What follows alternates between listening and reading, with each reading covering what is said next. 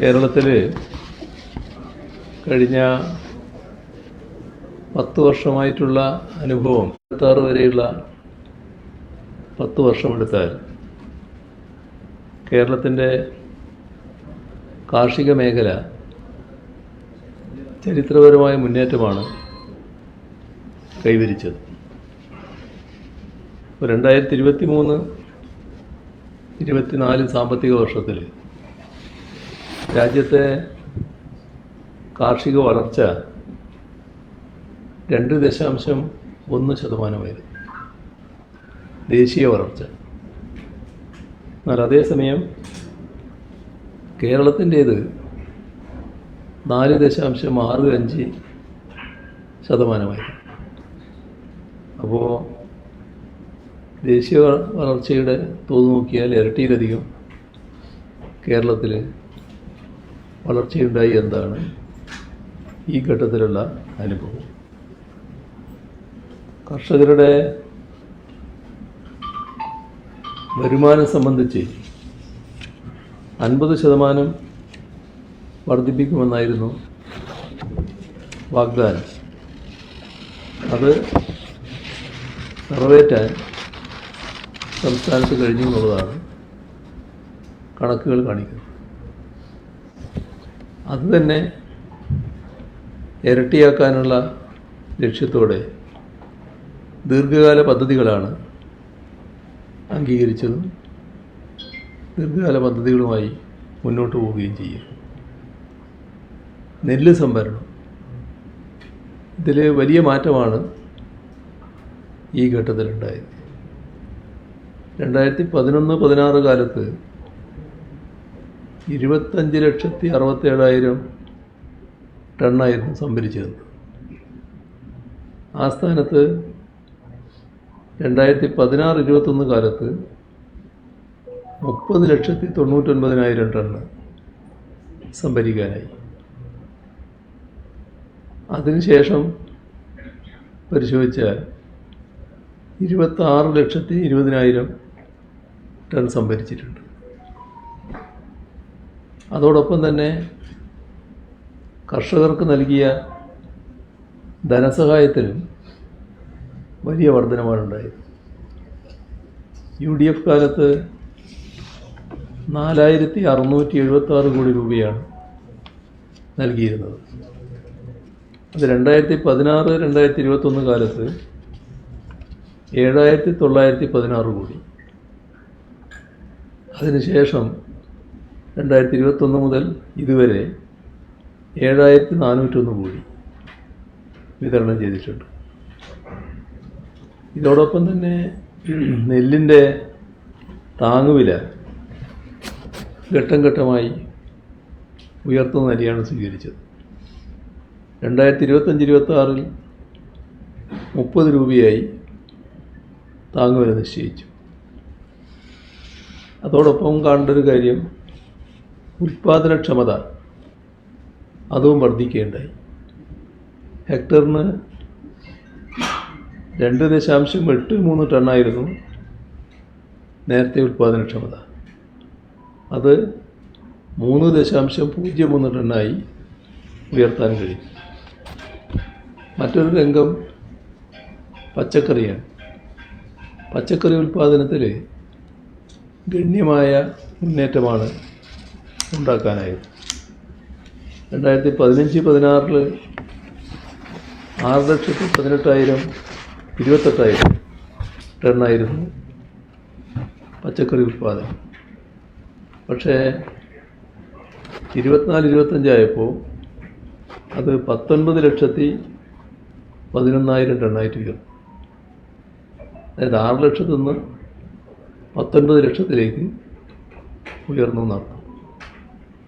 അതോടൊപ്പം കാണേണ്ട ഒരു കാര്യമാണ് കൃഷി ചെയ്യുന്ന സ്ഥലത്തിൻ്റെ വിസ്തൃതി. അത് 46,500 ഹെക്ടറായിരുന്നു നേരത്തെ. ആ സ്ഥാനത്ത് 1,22,000 ഹെക്ടറായിട്ട് വർദ്ധിച്ചു. രാജ്യത്ത് ആദ്യമായാണ് പച്ചക്കറിക്കും പഴങ്ങൾക്കും തറവില പ്രഖ്യാപിച്ചത്. നമ്മുടെ സംസ്ഥാനം 16 ഇനം പച്ചക്കറികൾക്കും പഴങ്ങൾക്കുമാണ് താങ്ങുവില തറവില പ്രഖ്യാപിക്കുന്ന നിലയുണ്ടായിരുന്നു. അതോടൊപ്പം തന്നെ പഴവർഗ കൃഷിയെ ഏകീകരിച്ച് ഉൽപ്പാദനം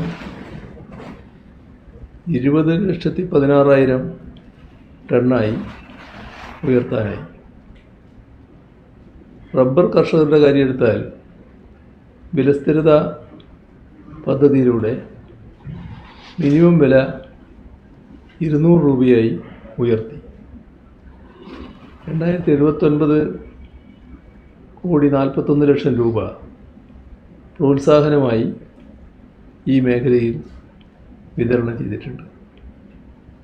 തോട്ടം നികുതി പൂർണ്ണമായും ഒഴിവാക്കി. നമ്മുടെ കേരളത്തിൻ്റെ നാളികേര മേഖലയിലും വൻ മുന്നേറ്റമാണ് ഉണ്ടാക്കാൻ നമുക്കായത്. അതിൽ കേരഗ്രാമം പദ്ധതി നല്ല നിലക്ക് നാട് സ്വീകരിച്ചു വന്നാണ്. 597 കേരഗ്രാമങ്ങളാണ് രൂപീകരിച്ചത്. അതോടൊപ്പം ഉൽപ്പാദനക്ഷമത നേരത്തെ ഹെക്ടറിന് 6,228 അത് 7,211 ഉയർത്താനായി. പച്ചത്തേങ്ങയുടെ സംഭരണ വില 34 രൂപയായി നിശ്ചയിക്കുന്ന സ്ഥിതിയുണ്ടായി.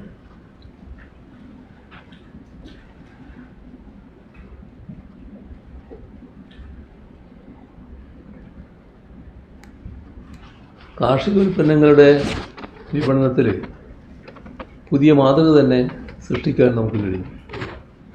സർക്കാർ മുൻകൈയെടുത്തുകൊണ്ട് കാർഷിക മൂല്യവർദ്ധിത ഉൽപ്പന്നങ്ങളെ ബ്രാൻഡ് ചെയ്ത് വിപണിയിലെത്തിക്കുന്ന സംവിധാനം, അതിന് നല്ല സ്വീകാര്യതയാണ് ലഭിച്ചത്.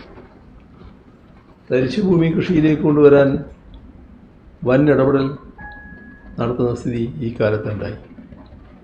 സുഭിക്ഷ കേരളം പദ്ധതിയിലൂടെ 24,990 ഹെക്ടർ ഭൂമി കൃഷിയോഗ്യമാക്കി. കടക്കണിയിലായ കർഷകർക്ക് സഹായത്തിലും നല്ല വ്യത്യാസം കാണാൻ സാധിക്കും. കടക്കണിയിലായ കർഷകർക്ക് നൽകിയ സഹായത്തിൽ UDF സർക്കാർ 107 കോടി രൂപയായിരുന്നു നൽകിയിരുന്നത്. 2016 മുതൽ ഇതുവരെ എടുത്താൽ 597 കോടി 48 ലക്ഷം രൂപ കടാശ്വാസമായി അനുവദിച്ചിട്ടുണ്ട്. മാത്രമല്ല, കടാശ്വാസ പരിധി 2 ലക്ഷമായി ഉയർത്തുകയും ചെയ്തു. നമ്മുടെ തദ്ദേശ സ്വയംഭരണ സ്ഥാപനങ്ങളെ ശക്തിപ്പെടുത്തിയ ദശാബ്ദമാണ് നാം പിന്നിടുന്നത്. ജനങ്ങൾക്ക് ഏറ്റവും അടുത്ത ഭരണ സംവിധാനമാണല്ലോ തദ്ദേശ ഭരണ സ്ഥാപനങ്ങൾ.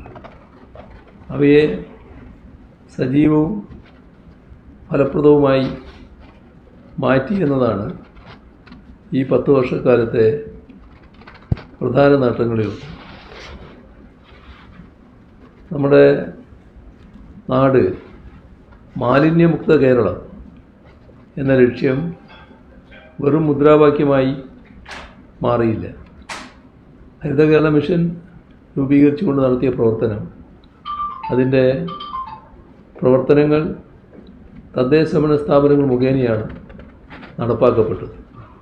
നല്ല രീതിയിൽ മുന്നോട്ട് പോകുന്നതിന് തദ്ദേശ സ്വയംഭരണ സ്ഥാപനങ്ങളുടെ സജീവമായ ഇടപെടൽ ഉണ്ടായി എന്നതാണ് അനുഭവം.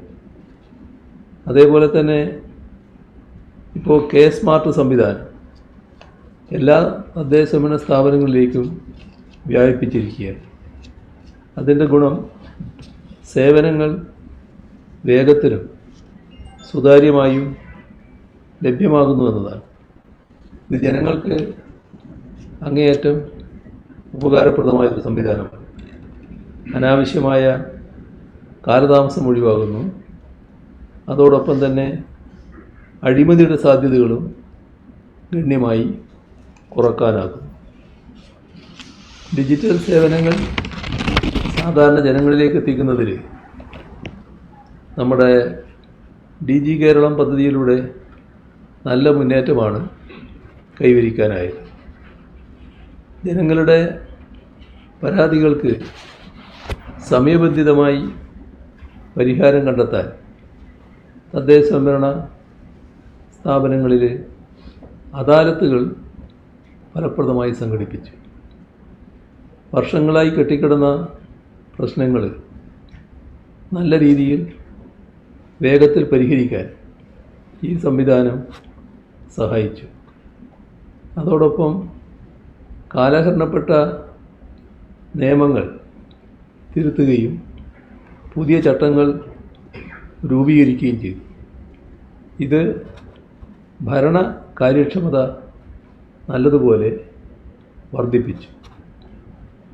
നമ്മുടെ കേരളത്തിൻ്റെ പ്രത്യേകതയായ കുടുംബശ്രീ, ആ കുടുംബശ്രീയെ സാമ്പത്തിക ശക്തിയുള്ള സാമൂഹിക പ്രസ്ഥാനമായി ഉയർത്താനായി എന്നതാണ് മറ്റൊരു വലിയ നേട്ടം.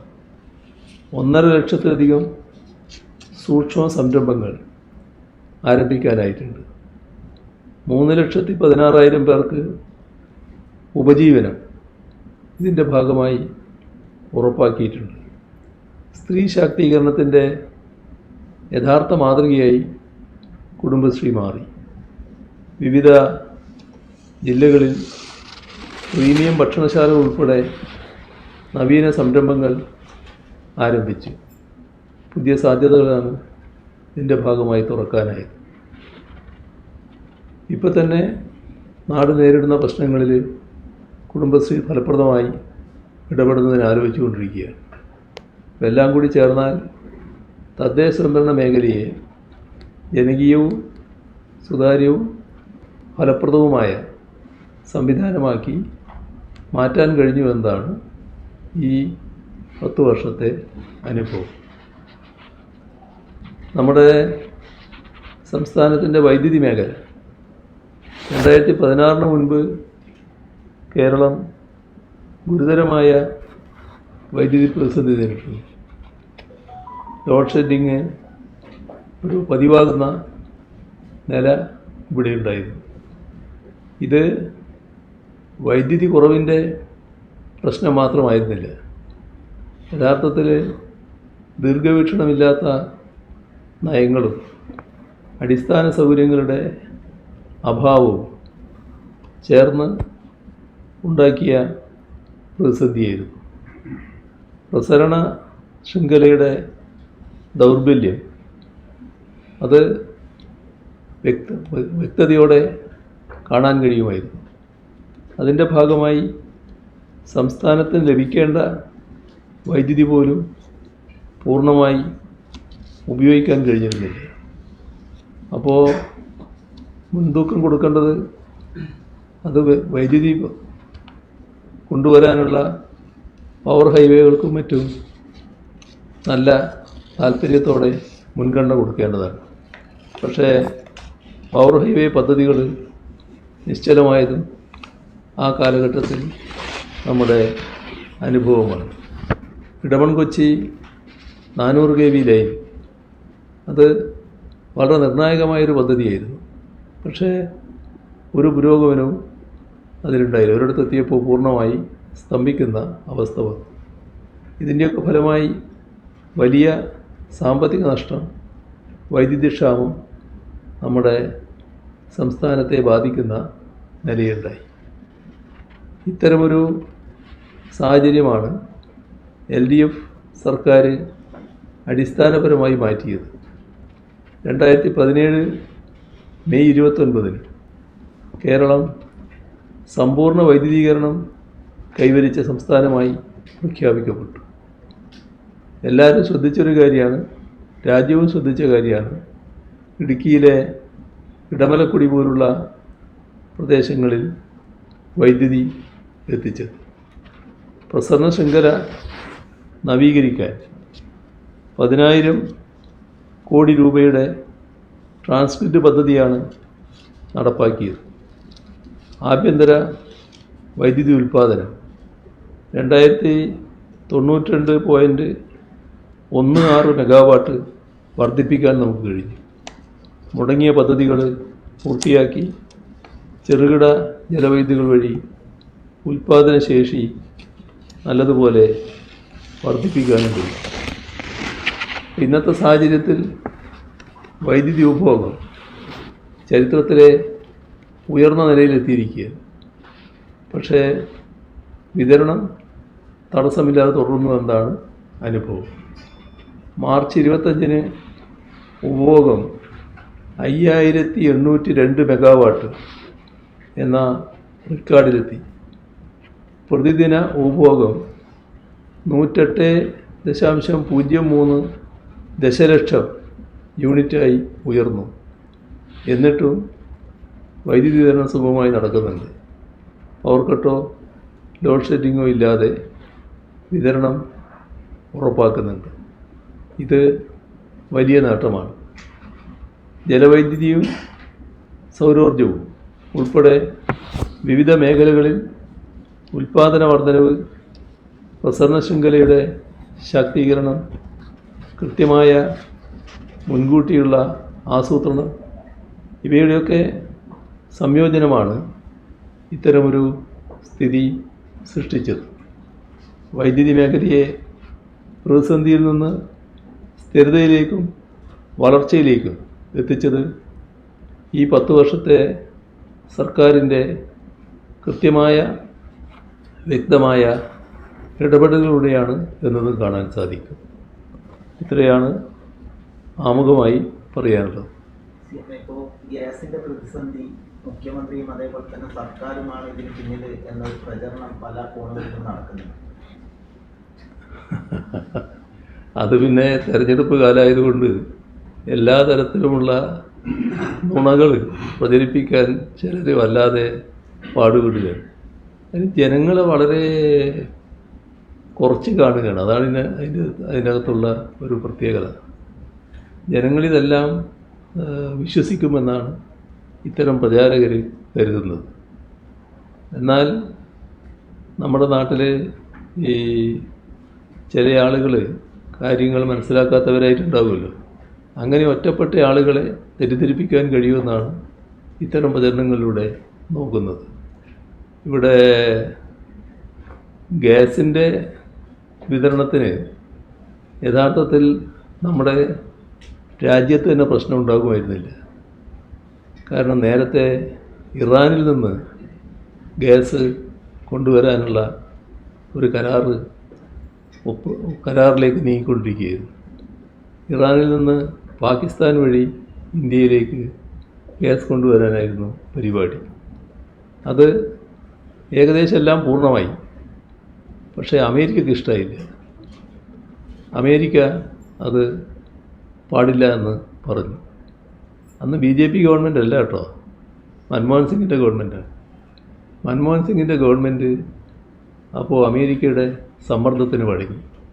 അതിൻ്റെ ഭാഗമായി ആ പദ്ധതി ഉപേക്ഷിച്ചു. യഥാർത്ഥത്തിൽ ആ പദ്ധതി നടപ്പായിരുന്നുവെങ്കിൽ ഒരു പ്രശ്നവും ഗ്യാസുമായി ബന്ധപ്പെട്ട് നമ്മുടെ രാജ്യത്തുണ്ടാകുമായിരുന്നില്ല. ആ ഘട്ടത്തിൽ ആണവ കരാറിലേക്ക് പോവുകയായിരുന്നല്ലോ കോൺഗ്രസ്. ആണവ കരാർ ഉണ്ടാക്കാനിടയുള്ള പ്രശ്നങ്ങൾ ഇടതുപക്ഷം ചൂണ്ടിക്കാണിച്ചതാണ്. പക്ഷേ അതിൻ്റെ മേന്മ വലിയ തോതിൽ അന്ന് പ്രചരിപ്പിക്കുകയായിരുന്നു. അന്ന് പറഞ്ഞ ഒരു കാര്യം, ഒരു ഇന്ധനക്ഷാമവും ഇവിടെ ഉണ്ടാവില്ല, രാജ്യത്തുണ്ടാവില്ല. ആവശ്യമായ ഇന്ധനമൊക്കെ അമേരിക്ക നൽകും എന്നായിരുന്നു. അപ്പോൾ ഇതൊക്കെ അന്ന് കോൺഗ്രസിൻ്റെ പിടിപ്പുകേടുകൊണ്ട് സംഭവിച്ച കാര്യമാണ്. അമേരിക്കയോടുള്ള വിധേയത്വത്തിൻ്റെ ഭാഗമായി സംഭവിച്ചതാണ്. ആ നയമാണ് BJPയും ഇപ്പോൾ ശക്തമായി തുടരുന്നത്. ഈ രണ്ട് കൂട്ടരുമാണ് ഇത്തരമൊരു നിലപാടിന് ഇടയാക്കിയിട്ടുള്ളത്. സംസ്ഥാന സർക്കാരിന് ഇതിലെന്താ ചെയ്യാൻ കഴിയുക എന്നുള്ളത് എല്ലാവർക്കും അറിയാമല്ലോ. വേറെ കൂടുതൽ കാര്യങ്ങൾ ചെയ്യാൻ കഴിയുന്നതല്ല.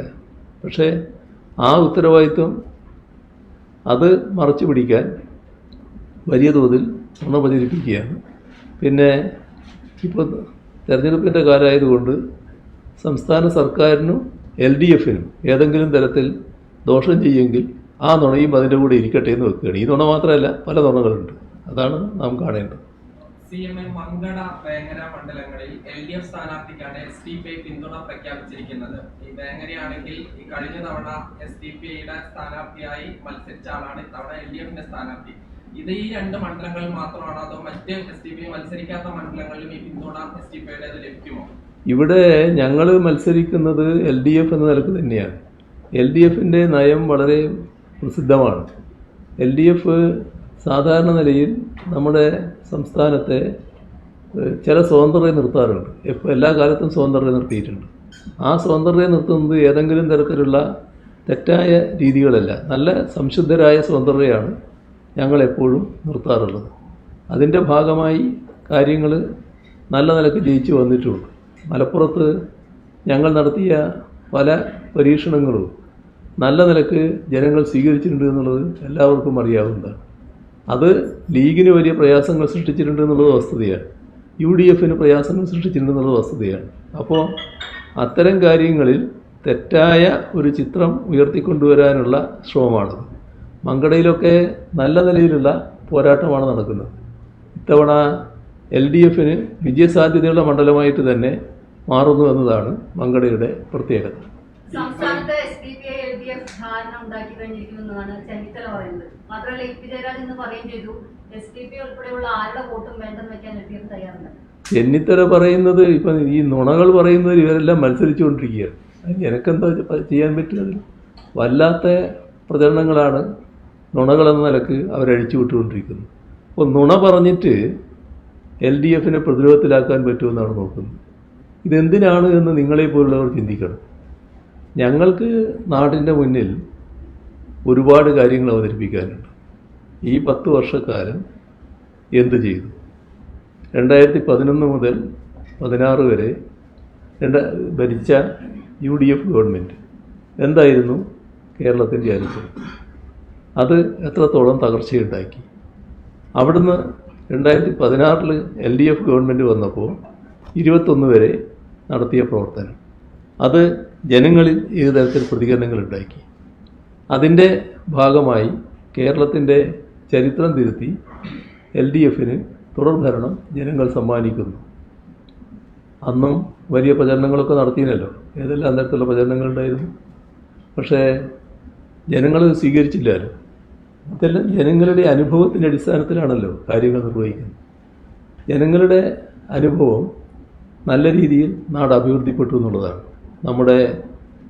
ഞാനിപ്പം വളരെ വിശദമായിട്ട് പോകുന്നില്ല, നമ്മുടെ വിദ്യാഭ്യാസ രംഗം, നമ്മുടെ ആരോഗ്യരംഗം, നമ്മുടെ പശ്ചാത്തല സൗകര്യ രംഗം, നമ്മുടെ നാടിൻ്റെ പൊതുവായ വികസന മേഖല, ഞാനിപ്പോൾ ഇവിടെ പറഞ്ഞ കാർഷിക രംഗം, മറ്റൊട്ടേറെ രംഗങ്ങൾ, ഏതെല്ലാം തരത്തിലുള്ള വളർച്ചയാണ് നമ്മുടെ നാടിനുണ്ടായത്? അതിൻ്റെ ഭാഗമായല്ലേ നാടിൻ്റെ ചരിത്രം തിരുത്തിക്കൊണ്ട് LDFന് തുടർഭരണം ജനങ്ങൾ സമ്മാനിക്കുന്ന നിലയുണ്ടായത്. കഴിഞ്ഞില്ല ഞാൻ ലേശം വെള്ളം കുടിച്ചിട്ടുണ്ട്.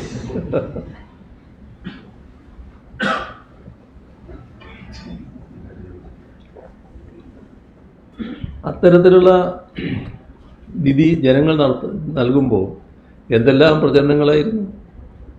ഓർമ്മയില്ലേ? ബിരിയാണി ചെമ്പും ബിരിയാണിക്കകത്തെ സ്വർണവും, അങ്ങനെ പല കഥകളായിരുന്നില്ലേ പ്രചരിപ്പിച്ചിരുന്നത്? പക്ഷെ അതാണോ ജനങ്ങൾ മുഖവിലക്കെടുത്തത്? ജനങ്ങൾ അവരുടെ ജീവിതാനുഭവത്തിൻ്റെ അടിസ്ഥാനത്തിലാണ്. നിത്യജീവിതത്തിൽ വരുന്ന മാറ്റമുണ്ടല്ലോ, ആ നിത്യജീവിതത്തിൽ മാറ്റം വന്നല്ലോ ആ കാലത്ത്. അതിൻ്റെ ഭാഗമായി 2021 LDFന് തുടർഭരണം സമ്മാനിച്ചു. 21 മുതൽ 26 വരെയും കേരളം നേടിയ നേട്ടങ്ങൾ എന്തൊക്കെയാണ്? ഇത് LDF അല്ലെങ്കിൽ സാധിക്കുമായിരുന്നു എന്നല്ലേ ജനങ്ങൾ ചിന്തിക്കുന്നത്? അത് ജനങ്ങൾ അറിയരുത്. അതിനാണ് ഈ നുണകൾ പടച്ചു വിടുന്നത്. നമ്മുടെ കേരളം ഇപ്പോൾ ലോകത്തിൻ്റെ വൻ ശ്രദ്ധയിലാണല്ലോ. കാരണം ലോകത്ത് അപൂർവം രാഷ്ട്രങ്ങൾ മാത്രമേ അതിദാരിദ്ര്യമുക്തമായിട്ടുള്ളൂ. നമ്മുടെ സംസ്ഥാനം അതിദാരിദ്ര്യമുക്തമായി. എങ്ങനെയാണ് അത് സംഭവിച്ചത് എന്നല്ലേ ലോകം ആശ്ചര്യപ്പെടുന്നു. അത് LDF ആയതുകൊണ്ടല്ലേ. എന്താണ് LDFൻ്റെ പ്രത്യേകത? എന്താണ് UDFൻ്റെയും BJPയുടെയും പ്രത്യേകത? UDFും BJPയും ഒരേ നയമാണ്, കോൺഗ്രസും BJPയും ഒരേ നയമാണ്. അതായത് ആഗോളവൽക്കരണ നയം. ആഗോളവൽക്കരണ നയത്തിൻ്റെ പ്രത്യേകത എന്താ? കോർപ്പറേറ്റുകളെയാണ് സഹായിക്കുക, കോർപ്പറേറ്റുകൾക്കാണ് പിന്തുണ, സമ്പന്നരെ അതിസമ്പന്നരാക്കുകയാണ്. LDF ആഗോളവൽക്കരണ നയമല്ല, ജനപക്ഷത്താണ് നിൽക്കുന്നത്, പാവപ്പെട്ടവരുമാണ് പ്രതിബദ്ധത. അതിൻ്റെ ഭാഗമായല്ലേ ഈ കാര്യം ആലോചിക്കാൻ കഴിഞ്ഞത്. നമ്മുടെ രാജ്യത്ത് നമ്മളെക്കാളും നല്ല സാമ്പത്തിക ശേഷിയുള്ള സംസ്ഥാനങ്ങളില്ലേ? ഏതെങ്കിലും സംസ്ഥാനത്ത് ഇത് ആലോചിക്കാൻ കഴിഞ്ഞോ? കേരളം അതിദാരിദ്ര്യമുക്തമായി എന്ന് പ്രഖ്യാപിച്ചതിന് ശേഷം കേരളം ഇങ്ങനെ ആയിട്ടുണ്ടല്ലോ, ഞങ്ങളും നോക്കട്ടെ എന്ന് ആരെങ്കിലും ചിന്തിച്ചോ? ഏതെങ്കിലും സംസ്ഥാനം നോക്കിയോ? അവിടെയാണ് വ്യത്യാസം. അതാണ് LDFൻ്റെ പ്രത്യേകത. ആ പ്രത്യേകത ജനങ്ങൾ നല്ലതുപോലെ മനസ്സിലാക്കുന്നുണ്ട്. നിങ്ങളിന്ന് കേരളത്തിൻ്റെ എല്ലാ രംഗങ്ങളും എടുത്തോ, എത്രമാത്രം അഭിവൃദ്ധിയാണ് ഉണ്ടായിട്ടുള്ളത്? നിത്യജീവിതത്തിൽ വന്ന മാറ്റങ്ങൾ എത്രത്തോളമാണ്? ഇത് മറച്ചു വെക്കണം, ഇതിലേക്ക് ആളുകൾ ശ്രദ്ധിക്കരുത്. മറ്റ് തരത്തിൽ വിവാദങ്ങൾ ഉണ്ടാക്കാൻ പറ്റും. അതിന് പച്ച നുണ അവതരിപ്പിച്ചിട്ട് നുണകളുടെ ഒരു ഘോഷയാത്രയാണ് നടത്തിക്കൊണ്ടിരിക്കുന്നത്. അതിൻ്റെ ഭാഗമായി ആളുകളുടെ ശ്രദ്ധ തിരിച്ചുവിടാൻ പറ്റുമെന്നാണ് നോക്കുന്നത്. പക്ഷേ അതൊന്നും ജനങ്ങളെ യേശില്ല. ജനങ്ങൾ അവരുടെ ജീവിതാനുഭവത്തിൻ്റെ അടിസ്ഥാനത്തിൽ തന്നെയാണ് തീരുമാനങ്ങൾ എടുക്കുക എന്നുള്ളത് നമ്മൾ കാണുന്നു. സോഫ്റ്റ്വെയർ തട്ടിപ്പ് ആരോപണം കൂടി ഉന്നയിക്കുന്നുണ്ട്. അതായത് വിദേശ സംഘത്തിന് സോഫ്റ്റ്വെയർ, ഈ സഹകരണ ബാങ്കുകളുടെ ഏകോപിപ്പിക്കുന്ന സോഫ്റ്റ്വെയറിന് ടെൻഡർ നൽകി അത് ഉയർന്ന വിലക്കാണെന്നൊക്കെയാണ് ആരോപണം. ഈ എല്ലാ സംഗതികൾക്കും മറുപടി പറയാൻ പുറപ്പെട്ടാൽ അത് അവരുടെ ഒരു അജണ്ട നടപ്പാക്കലാവും. കാരണം ഇല്ലാത്തൊരു കാര്യം ഉന്നയിക്കുക, അങ്ങനെ ഉന്നയിച്ചിട്ട് അതിനകത്ത് LDFനെ കുടുക്കിയിടുക. LDF നാടിൻ്റെ വികസനത്തെപ്പറ്റി പറയാതിരിക്കുക. നാടിൻ്റെ വികസനത്തെപ്പറ്റി പറയുന്നത് ഇവർക്ക് പ്രയാസം സൃഷ്ടിക്കും എന്നാണ് അവർ കാണുന്നത്. അതിനു വേണ്ടിയുള്ള ചില കുതന്ത്രങ്ങളാണ് ഇപ്പോൾ പ്രയോഗിച്ചുകൊണ്ടിരിക്കുന്നത്. എല്ലാ കാര്യത്തിലും നമ്മുടെ രമേശ് ചെന്നിത്തല ചിലരോട് മത്സരിച്ചുകൊണ്ടിരിക്കുന്ന കാലമാണ്. അങ്ങനെ മത്സരിച്ചുകൊണ്ടിരിക്കുന്ന ഈ അഴിമതി കാര്യങ്ങൾ ഉന്നയിച്ച് അത് നുണ എന്ന രീതിയിൽ നല്ല രീതിയിൽ കെട്ടിച്ചമച്ച് ഉന്നയിക്കുക, അതിലും മത്സരിച്ചുകൊണ്ടിരിക്കുക. പക്ഷേ ഇവർക്കൊക്കെ ഉള്ളൊരു ഗുണം കണ്ടാലും കൊണ്ടാലും പഠിക്കില്ല എന്നുള്ളതാണ്. നമ്മുടെ ഹൈക്കോടതിയുടെ ഭാഗത്തു നിന്ന് എത്ര നിശിതമായ വിമർശനമാണ് ഇവർക്ക് നേരിടേണ്ടി വന്നത്. നിങ്ങൾ എന്തിനാണ് ഹൈക്കോടതിയിലേക്ക് വരുന്നതെന്ന് തന്നെ ചോദിച്ചില്ലേ? ചീപ്പ് പോപ്പുലാരിറ്റിക്ക് വേണ്ടി വരുന്നതല്ലേ എന്ന് ചോദിക്കുന്ന നിലയുണ്ടായില്ലേ? ഉത്തരവാദപ്പെട്ട രാഷ്ട്രീയ നേതാവിന് ലഭിച്ച ഏറ്റവും കടുത്ത വിമർശനമായിരുന്നില്ലേ? ഇവിടെ നമ്മൾ കാണേണ്ടത് 4415 സഹകരണ സ്ഥാപനങ്ങളാണ്. അവയിൽ പൊതുവായ സോഫ്റ്റ്വെയർ നടപ്പാക്കണം. അത് നേരത്തെ ആലോചിച്ചുകൊണ്ടിരിക്കുന്ന കാര്യമാണ്. അതിനായി 2021 ടെൻഡർ, ആ ടെൻഡർ അനുസരിച്ച് 206 കോടി രൂപക്ക് ടാറ്റ കൺസൾട്ടൻസി സർവീസസിൽ ലെറ്റർ ഓഫ് ഇൻറ്റൻറ്റ് നൽകി.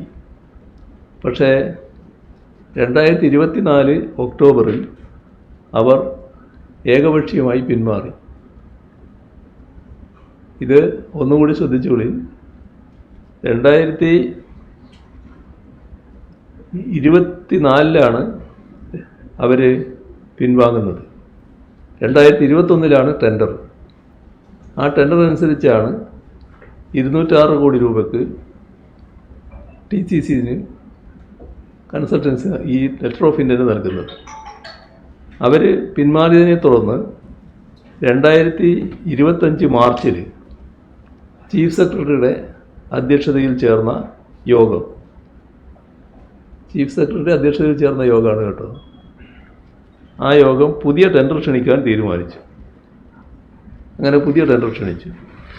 അപ്പോൾ ഹൈ ലെവൽ കമ്മിറ്റിയുടെ വിശദമായ പരിശോധന, നിയമവകുപ്പിൻ്റെ അനുമതി, ഇതെല്ലാം ലഭിച്ചതിന് ശേഷം ടെക്നിക്കൽ ഫിനാൻഷ്യൽ ബിഡുകൾ അത് വിലയിരുത്തി ടെൻഡർ നടപടികൾ പൂർത്തിയാക്കി. അതോടൊപ്പം ഹൈക്കോടതിയും ടെൻഡർ നടപടികൾ തുടരാനും വിജയിച്ച ബിഡർക്ക് അവാർഡ് നൽകാനും അനുമതി നൽകി. ഇത്രയെല്ലാം കാര്യങ്ങൾ ഈ കാര്യത്തിൽ സംഭവിക്കുകയാണ്. പുതിയ പദ്ധതിയിലെ ഡാറ്റയും സോഴ്സ് കോഡും സർക്കാരിൻ്റെ ഉടമസ്ഥതയിൽ നിലനിൽക്കുന്നതാണ് ഏറ്റവും വലിയ പ്രത്യേകത. മുൻ സാസ് മാതൃകയിൽ ഇതുണ്ടായിരുന്നില്ല. ആ മാതൃകയിൽ പോയിരുന്നുവെങ്കിൽ സഹകരണ മേഖലയിൽ വ്യാപിപ്പിക്കാൻ ഏകദേശം 1000 കോടി രൂപ ചെലവ് വരുമായിരുന്നു ഈ പദ്ധതി മുഴുവൻ സഹകരണ സ്ഥാപനങ്ങളിലും എത്തിക്കുന്നത്. ഇപ്പോൾ ഏകദേശം 23,000 സഹകരണ സംഘങ്ങളിലേക്കും കുറഞ്ഞ ചെലവിൽ സോഫ്റ്റ്വെയർ വ്യാപിപ്പിക്കാൻ കഴിയും. മറ്റ് കമ്പനികളെ ഒഴിവാക്കിയെന്ന ആരോപണം തെറ്റാണ്. ഏകദേശം 45 കമ്പനികൾക്ക് കൺസോർഷ്യം രൂപത്തിൽ പങ്കെടുക്കാൻ അവസരം നൽകിയിരുന്നു. സാങ്കേതിക വിലയിരുത്തലിന് യോഗ്യമായ കമ്പനിക്ക് ഉയർന്ന മാർക്ക് ലഭിച്ചു. അത് ഹൈക്കോടതി അംഗീകരിക്കുകയും ചെയ്തു. ഇത്രയെല്ലാം സുതാര്യമായി നടന്ന ഒരു കാര്യത്തിലാണ് അഴിമതി ആരോപണമായിട്ട് വരുന്നത്. അപ്പോൾ ആരോപണം ഉന്നയിക്കുക, അതുമാത്രമാണ് ഉദ്ദേശം. എല്ലാം സുതാര്യമായി നടന്നതാണ്. ഈ ആരോപണത്തിൽ ഒരു വസ്തുതയും ഇല്ലാത്തതുമാണ്. ഈ മങ്കട മണ്ഡലത്തിൽ ഈ SDPIയുടെ പിന്തുണ, അവര് നേരത്തെ ഒരു സ്ഥാനാർത്ഥിയെ പ്രഖ്യാപിച്ചു, പിന്നീട് LDF സ്ഥാനാർത്ഥിക്കാണ് പിന്തുണ എന്ന് പറഞ്ഞാൽ എനിക്ക് മനസ്സിലായി നിങ്ങൾക്കതിൽ വിഷമമുണ്ട്. എന്ത് ചെയ്യാനാണ് നിങ്ങൾക്കത്? ഞാൻ പറഞ്ഞല്ലോ, മങ്കടയിൽ ഞങ്ങൾ നല്ല സ്ഥാനാർത്ഥിയാണ് നിർത്തിയിട്ടുള്ളത്, നല്ല രീതിയിൽ വിജയിച്ചു വരും. നിങ്ങളെന്തിനാലും വല്ലാതെ വിഷമിക്കുന്നത്? ആ വിഷമം കൊണ്ട് കുറച്ച് നടക്കി, അത് വേറൊന്നും ചെയ്യാനില്ലല്ലോ. പ്രയാസം മനസ്സിലാവും, എല്ലാവർക്കും മനസ്സിലാകുന്നുണ്ട്. എല്ലാവർക്കും നിങ്ങളെ വിഷമം മനസ്സിലാകുന്നുണ്ട്. നിങ്ങളെ വിഷമം മനസ്സിലാക്കാൻ എല്ലാവർക്കും കഴിയല്ലോ. ഡീൽ വിഭാഗത്തിൽ ED സതീശനടക്കം പറയുന്നത് തൃശ്ശൂർ പൂരം അടക്കമുള്ള കാര്യങ്ങളെല്ലാം കളക്ട് മുഖ്യമന്ത്രിയാണ് എന്ന ആരോപണം. അതാ ഞാൻ പറഞ്ഞത്, എന്തും വിളിച്ചു പറയാൻ എല്ലില്ലാത്ത നാക്ക് ഉണ്ട് എന്നുള്ളത് കൊണ്ട് അതിനൊന്നും എല്ലാറ്റിനും മറുപടി പറയാൻ ആർക്ക് സാധിക്കും? പക്ഷേ ഇതൊന്നും നാട്ടിൽ ചെലവാകാൻ പോകുന്നില്ല. നാടിനും ജനങ്ങൾക്കും എല്ലാ കാര്യങ്ങളെയും പറ്റിയും വ്യക്തമായ ധാരണയുണ്ട്. അതുകൊണ്ട് തന്നെ ഒരു തരത്തിലുള്ള അറിവും ഒരു തരത്തിലുള്ള അംഗീകാരവും ജനങ്ങളിൽ നിന്ന് ലഭിക്കുന്ന കരുതണ്ട. ഡീലിൻ്റെ കാര്യം പറയുമ്പോൾ ഇന്നലെ ഏതോ RSS നേതാവ് ഒരു കാര്യം പറഞ്ഞിട്ടുണ്ടല്ലോ. അത് നിങ്ങളാരെയും ശ്രദ്ധയിലില്ല തോന്നുന്നില്ലേ? ഒരു RSS നേതാവ് പറഞ്ഞൊരു കാര്യം, അത് ഇദ്ദേഹം തന്നെ 1-2 ഘട്ടങ്ങളിൽ RSSൻ്റെ സഹായം അഭ്യർത്ഥിച്ചിരുന്നു എന്നുള്ളത് ഒരു RSS നേതാവ് പരസ്യമായി പറഞ്ഞിട്ടുണ്ടല്ലോ. ആ ഗതികേടൊന്നും ഞങ്ങൾക്കൊരു കാലം ഇല്ല കേട്ടോ. ഞങ്ങൾ അങ്ങനെയുള്ള ഒരു ഡീലിനും ഇല്ല. ഞങ്ങളെല്ലാം സുതാര്യമാണ്. ഒരു വർഗീയതയോടും ഞങ്ങൾക്ക് ബന്ധങ്ങളുണ്ടാകാറില്ല. വിട്ടുവീഴ്ചയില്ലാതെ വർഗീയത എതിർത്തു പോകുന്ന നിലപാടാണ് ഞങ്ങൾ എല്ലാ കാലത്തും സ്വീകരിച്ചിട്ടുള്ളത്. ഇതേവരെ അതാണ് സ്വീകരിച്ചിട്ടുള്ളത്, ഇനിയും അത് തന്നെയാണ് സ്വീകരിക്കുക. അപ്പോൾ തെറ്റായ രീതിയിൽ കാര്യങ്ങൾ അവതരിപ്പിക്കാൻ വേണ്ടിയാണ് ഈ പറയുന്ന ഡീൽ എന്ന് പറഞ്ഞുകൊണ്ടിരിക്കുന്നത്. പാലക്കാടാണ് ഈ ഡീൽ വിവാദം ആദ്യമായിട്ട് VD സതീശൻ ഉന്നയിക്കുന്നത്. ഒരുപക്ഷെ ഈ തെരഞ്ഞെടുപ്പിൽ ആദ്യമായിട്ട് ഈ ഒരു അജണ്ട നിശ്ചയിക്കുന്നതും UDF ആണെന്ന് പറയുന്നത്. അപ്പോൾ ഈ യഥാർത്ഥ വിഷയങ്ങളിൽ ശ്രദ്ധ തിരിച്ചുവിടാനാണോ ഈ പാലക്കാട് പോലുള്ള സ്ഥലത്ത് ഡീലാരോപണം ഉന്നയിക്കുന്നതാണോ കരുതുന്നത്? അജണ്ട നിശ്ചയിക്കുന്നത് UDF അല്ല. അജണ്ട നിശ്ചയിക്കുന്നത് UDFൻ്റെ ഈ ഉപദേശകരുണ്ടല്ലോ, എന്താ ഒരു പേരില്ലേ, കനകൂൽ, അങ്ങനെയുള്ളവരാണ് ഈ അജണ്ട നിശ്ചയിച്ചു കൊടുക്കുന്നത്. അവരുടെ ഉപദേശമാണ് ഇത്തരത്തിലുള്ള ഒരു ആരോപണങ്ങളുടെ പെരുമഴ ഉണ്ടാക്കണം എന്നുള്ളത്. യഥാർത്ഥത്തിൽ ഈ പറയുന്ന ആരോപണങ്ങളൊക്കെ ഉന്നയിക്കാൻ നല്ല അവസരം അവർക്കുണ്ടായിരുന്നില്ലേ അസംബ്ലിയിൽ?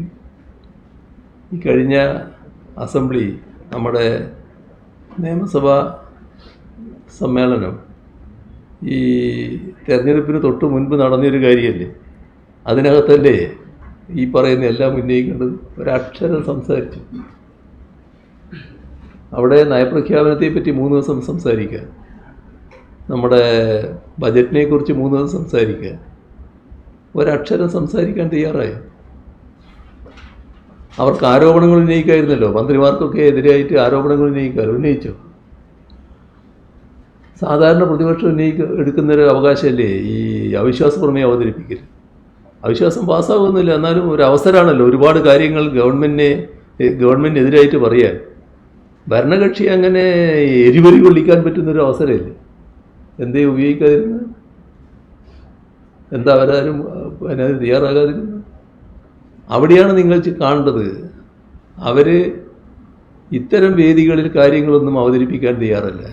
കാരണം കിട്ടുന്ന മറുപടി കനത്തതായിരിക്കും. വസ്തുതകളാണ് പറയുക. അത് കേട്ട് അവരാണ് എരിവരി കൊള്ളേണ്ടി വരിക. അതുകൊണ്ടാണ് അതിൽ നിന്ന് ഒളിച്ചോടാൻ തയ്യാറായത്. ഇവിടെ ഈ പാലക്കാട് മണ്ഡലത്തിൽ ഞങ്ങൾ നല്ല രീതിയിൽ വിജയിക്കാനാണ് പോകുന്നത്. നല്ല സ്വീകാര്യത ഞങ്ങൾ നിർത്തിയ സ്ഥാനാർത്ഥിക്കുണ്ട് എന്നുള്ളതാണ് വസ്തുത. ഇവിടെ എന്താണ് ഈ പറയുന്ന പ്രചരണത്തിൻ്റെ അടിസ്ഥാനം? നേരത്തെ ഗുരുവായൂരിലൊരു RSS നേതാവ് പറഞ്ഞൊരു കാര്യം, ഒരു BJP നേതാവ് പറഞ്ഞ കാര്യമുണ്ടല്ലോ, ഏകദേശം അതിന് സമാനമല്ലേ ഇവിടെ പറഞ്ഞ കാര്യം? നിങ്ങൾക്ക് എല്ലാവർക്കും ഓർമ്മയില്ലേ സുന്ദരസ്വാമി ആയിരുന്നില്ലേ ഇവിടെ കുറേ കാലം MLA ആയിട്ടുണ്ടായിരുന്നു? ആ സുന്ദരസ്വാമിയെ പരാജയപ്പെടുത്തിയത് ആരായിരുന്നു? ഇതെല്ലാം നമ്മുടെ നാടിൻ്റെ ചരിത്രമല്ലേ? നൗഷാദായിരുന്നില്ലേ? ഞങ്ങളെ സ്ഥാനാർത്ഥിയായിരുന്നില്ലേ അദ്ദേഹം? ഇപ്പോൾ ഈ ജില്ലയിലെ നേതാവല്ലേ അദ്ദേഹം? ഏത് തരത്തിലാണ് പാലക്കാട് സ്വീകരിച്ചത്? അപ്പോൾ തെറ്റായൊരു പ്രചരണം മറ്റൊരു ആംഗിളിലൂടെ നടത്തുകയാണ്. അതിൻ്റെ ഭാഗമായിട്ടാണ് ഈ പറയുന്ന ആരോപണം ഉന്നയിച്ചത്. എന്നാൽ ആരോപണം അതിൻ്റെ വഴിക്കങ്ങ് പോകും. ഞങ്ങൾ നല്ല നിലക്ക് ജയിച്ചു വരികയും ചെയ്യും. ഇതാണ് സംഭവിക്കാൻ പോകുന്നത്. ബാക്കി കാര്യം പിന്നെ പാലക്കാട് കൗൺസിലർക്കെതിരെ ഒരു സ്ത്രീപീഡന ആരോപണം വന്നിട്ടുണ്ട്. 22 വയസ്സുള്ള ദളിത് പെൺകുട്ടി മുഖ്യമന്ത്രിക്ക് പരാതി നൽകിയെന്നാണ് അറിയുന്നത്. അതിലൊരു മറുപടി ആ വിഷയത്തിൽ